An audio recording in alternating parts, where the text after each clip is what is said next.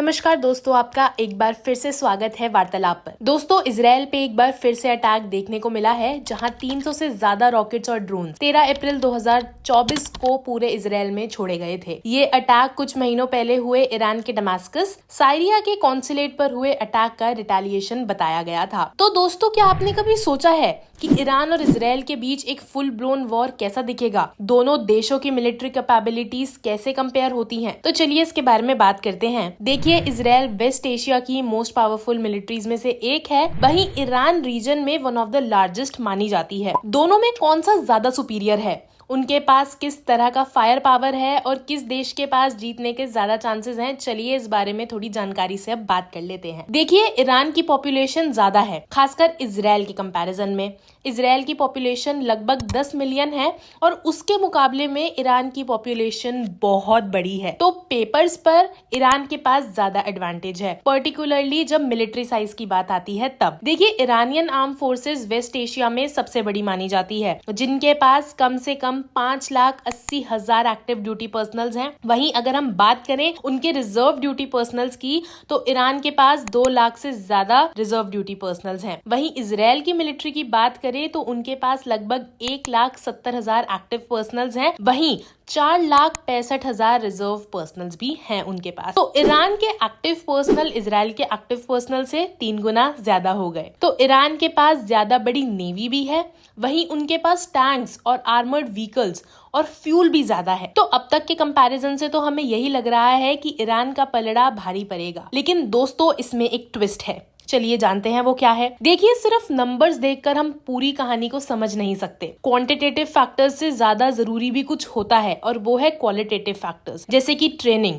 जैसे कि टेक्नोलॉजी में एडवांसमेंट। इसके अलावा भी बहुत सारी चीजें हैं जो मायने रखती हैं, और अल्टीमेटली वही कंट्री जीतने की ज्यादा कैपेबल होती है जिसके पास ज्यादा पैसा होता है, और वो है इजराइल। ईरान की जीडीपी 413 बिलियन डॉलर है, जबकि इजराइल की जीडीपी 139 बिलियन डॉलर की है। ईरान का मिलिट्री बजट लगभग 10 बिलियन डॉलर का है, जबकि इजराइल का मिलिट्री बजट 24.4 बिलियन डॉलर का है, जो लगभग 2.5 गुना ज्यादा है। लेकिन एक्सटर्नल डेब्ट के मामले में इजराइल का बोझ ज्यादा है, जो कि 135 बिलियन डॉलर का है, जबकि ईरान का सिर्फ 8 बिलियन डॉलर का होता है। फॉरेन रिजर्व्स में भी इजराइल आगे है, जिसमें 212 बिलियन डॉलर हैं। वहीं ईरान 127 बिलियन डॉलर के मुकाबले ज्यादा है। अमेरिका इजराइल को हर साल 3.8 बिलियन डॉलर की मिलिट्री असिस्टेंस प्रोवाइड करता है, जो कि छोटी बात तो नहीं है। ये इजराइल को ज्यादा एडवांस्ड वेपन और सुपीरियर फोर्स रेडीनेस होने में मदद करता है, जिससे ये वेस्ट एशिया की सबसे पावरफुल मिलिट्रीज में से एक बन गया है। चलिए देखते हैं ये लैंड,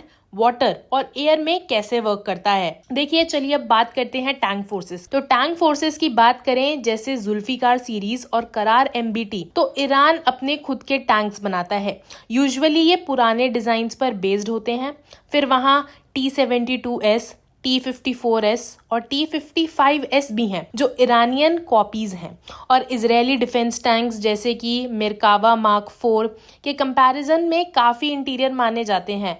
मिरकावा मार्क 4 उन सब बढ़िया आर्म फोर्सेस में से एक है। और अब बात करते हैं नेवी की। तो इजराइल की नेवी ईरान की नेवी से बड़ी है, लेकिन उतनी मजबूत नहीं है। इजराइल की नेवी को अमेरिकन और यूरोपियन सप्लायर से एडवांस्ड मिसाइल्स और वेसल्स का एक्सेस है। एयर पावर की बात करें तो नंबर्स के ट्रेंड के कॉन्ट्रे इजराइल की एयर फोर्सेस ईरान से बड़ी है। इजराइल के पास 612 एयरक्राफ्ट हैं, जबकि ईरान के पास 551। इजराइल की प्राइमरी फाइटिंग फोर्सेस में कम से कम 66 F-15S, 175 F-16S और 27 F-37 स्टेल्थ फाइटर्स शामिल हैं। इजराइल की एयरफोर्स दुनिया की बेस्ट एयरफोर्स में से एक मानी जाती है। इजराइल के पास लगभग 6,000 एयरक्राफ्ट्स हैं, जबकि ईरान का एयर अर्सेनल पुराना हो चुका है। तो इजराइल के पास सुपीरियर क्वालिटी है, और इसी की वजह से ईरान बैटलफील्ड पे एक और टैक्टिक यूज कर रहा है, मतलब वेपन्स को लार्ज क्वांटिटी में डिप्लॉय कर रहा है। दोस्तों, यही नहीं बल्कि ईरान के पास एक बड़ी बैलिस्टिक और क्रूज मिसाइल की इन्वेंशन एंट्री भी है। ये मिसाइल्स लगभग 2000 किलोमीटर दूर तक को टारगेट्स मारने की कैपेसिटी रखता है, जिसका मतलब है कि इजराइल इनकी पूरी रेंज में है। और वीकेंड्स के अटैक के दौरान तेहरान ने 2 डार्जनन एक्सप्लोसिव लाडेन ड्रोन्स लॉन्च किए थे, जो ईरान की शान बढ़ाते हैं। ये अनमैन्ड एरियल व्हीकल्स हैं जिन्हें शाहिद्स कहा जाता है, जिसका मतलब फारसी में विटनेस होता है। ये लॉन्ग रेंज ड्रोन्स हैं जिन्हें तेहरान के AK-47 के नाम से भी जाना जाता है, क्योंकि ये सस्ते, मास प्रोड्यूस्ड और खतरनाक होते हैं। इसके अलावा ईरान के पास अपने कुछ एलीज भी हैं। उनमें से एक काफी इंपॉर्टेंट एली है Lebanese militia Hezbollah. Israeli intelligence के मुताबिक हिजबुल्लाह के आर्सेनल में 70,000 से ज्यादा रॉकेट्स और मिसाइल पाए जाते हैं, जिनमें लॉन्ग रेंज और प्रिसिशन गाइडेड मिसाइल्स भी शामिल हैं। लेकिन कन्वेंशनल फोर्सेस ही बैटलफील्ड पर यूज होने वाले ऑप्शंस नहीं होते हैं। इजराइल के बारे में माना जाता है कि उसके पास लैंड, एयर और सी से न्यूक्लियर स्ट्राइक लॉन्च करने की कैपेबिलिटी काफी ज्यादा अच्छी है। इजराइल ने कभी ओपनली कंफर्म या डिनाई तो नहीं किया है कि उसके पास न्यूक्लियर वेपन है या नहीं।